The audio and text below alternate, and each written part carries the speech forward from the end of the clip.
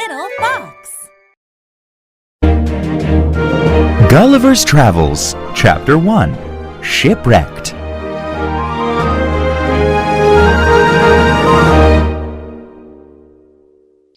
In 1674, I was born on my father's small estate in Nottinghamshire, England. "What a fine, strong boy," said my father. "I think he will be a clever and good man like his grandfather." I agree, said my mother. Let's name him Lemuel after your father. My childhood was very happy. I liked going to school and learning new things, but I often used to daydream about going to sea. One day, Father asked, "Lemuel, have you thought about your future? I think you would be a good doctor." I wanted to please him, so I said, "Yes, Father, I'll go to Cambridge University and study medicine." But as I spoke, I was thinking, at university, I can also learn things that will be useful to a sailor. After several years of study, I became a doctor. Not long after, I asked my sweetheart, Mary, to marry me. Lemuel, She replied. I would be very happy to marry you. Before long, we had children, a boy and a girl. They gave us great joy. I enjoyed being a doctor for the first few years. But then I became bored, and ideas of travel filled my mind. I imagined wandering to far-off places and seeing wonderful new things. "Mary," I said one day, "I need more adventure in my life. The captain of a ship about to sail has offered me a job as the ship's doctor." Oh dear, Mary replied.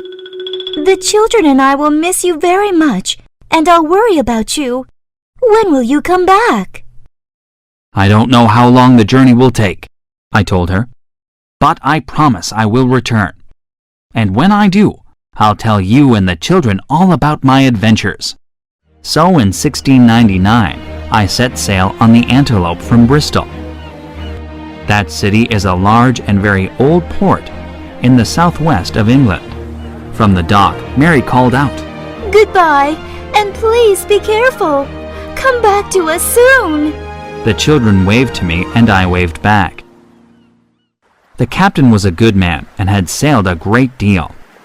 "Welcome aboard, Dr. Gulliver," he said.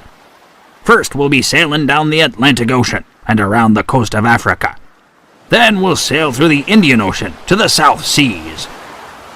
Our journey went well until one morning, somewhere near Tasmania, in the South Pacific Ocean. "I don't like the look of those clouds," the captain said. "I think a storm is coming." Within an hour, a violent storm began. The sea rose in great, angry waves, much taller than the Antelope. The wind, now as strong as a hurricane, made a terrible sound. "The wind is blowing the ship off course," shouted the captain. "Look out!" Suddenly, with a loud crack, the Antelope hit some rocks and broke in half. The sailors fell into the sea. Many of them could not swim.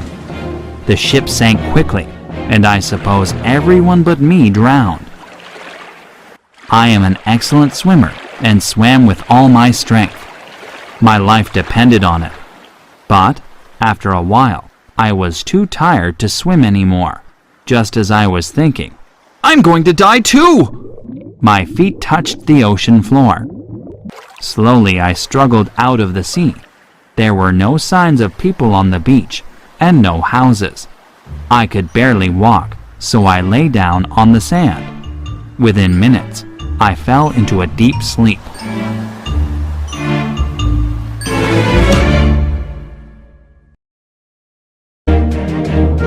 Gulliver's Travels, Chapter 2, Prisoner in Lilliput.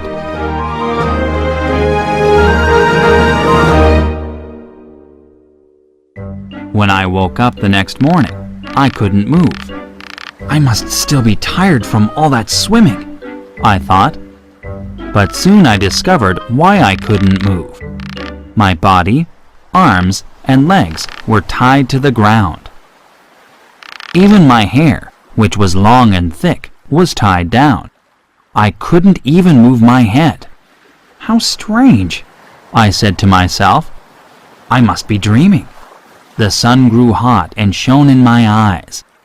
All I could see was the sky. Soon I felt something crawling on my left leg. It must be a bug, I thought. It moved up my body almost to my chin. I looked down and, to my great surprise, saw a tiny man standing on my chest. He was about as big as my thumb, no more than 15 centimeters tall. In his hands, he held a bow and arrows. I felt many more little men crawling over me. In astonishment, I shouted very loudly, "Get off me, you insects!" They all jumped in alarm and screamed in terror. Some of the little men fell right off my body. I tried to loosen the ropes that held me down. Although the ropes were very thin, like thread, there were hundreds of them. Finally, I was able to free my left arm. The tiny men began to shoot arrows at me.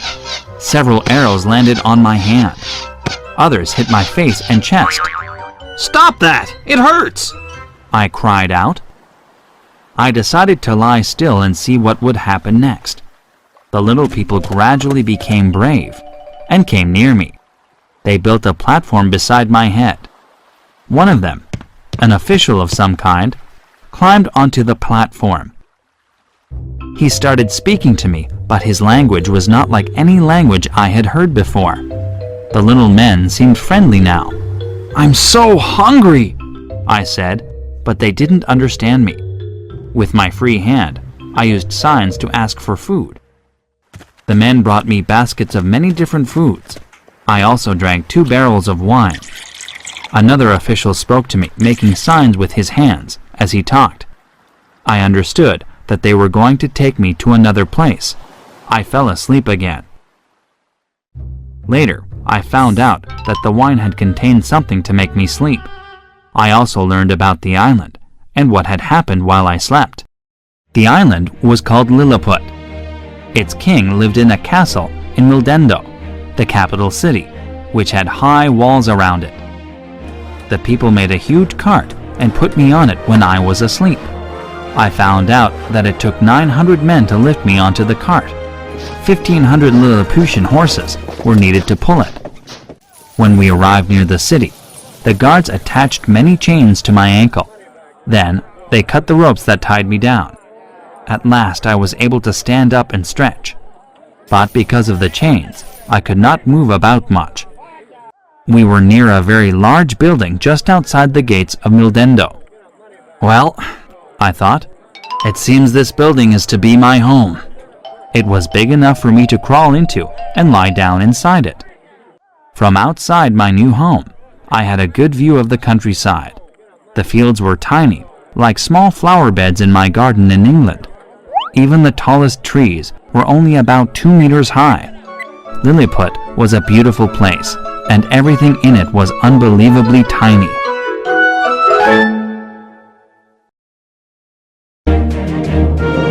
Gulliver's Travels, Chapter 3, Visits from the King.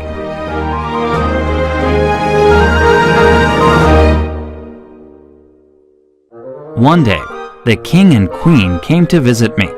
Soon, a large, noisy crowd gathered, because people were very curious about me.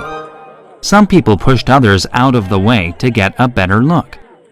They wanted to see me and hear what the king said to me. The king was taller than most Lilliputians and moved gracefully. He and the queen wore magnificent clothes. I lay down on my side so that the king and I could observe each other more easily. He spoke to me for a long time, but I couldn't understand his words. Then, the king and queen returned to the palace. He left his guards to watch me and control the crowd. Some men in the crowd shouted and shot arrows at me. The chief guard ordered 6 of them to be caught and tied up. To punish them, the guard gave them to me. "Yum! You'll make a delicious snack," I said.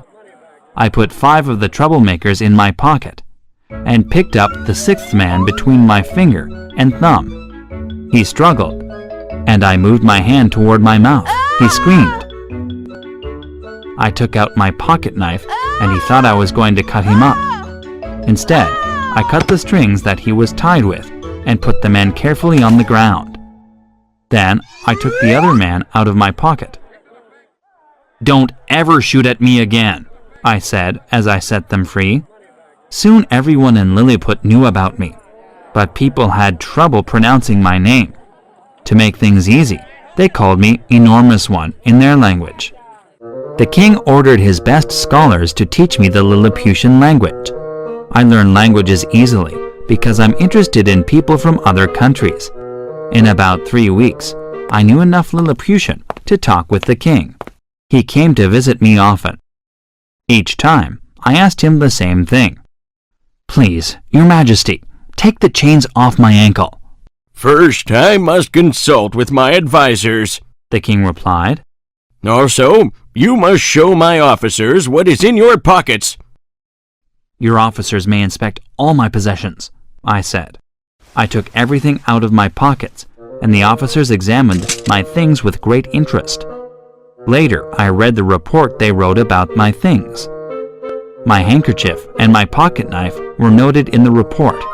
But the most interesting thing, the report said, is the large shiny engine. It makes a sound again and again. The Enormous One often looks at this engine. Lilliput has no clocks, so the officers didn't know what my gold watch was for. The Enormous One has another metal thing, continued the report. It is bent, and part of it is a long tube. My gun had been discovered. "What is this thing for?" asked the king. "I will show you, but it will make a loud noise," I explained. "Order your people to move away from that tree. I don't want anyone to get hurt." I pointed my gun at the tree and fired. Many people fell down or ran away or hid. The noise terrified everyone, including the king, but he calmed down quickly. "You may keep your things," he told me. "but I will keep the metal one that makes the big noise." "It is my gift to you," I said. "Please be very careful with it and keep it locked up."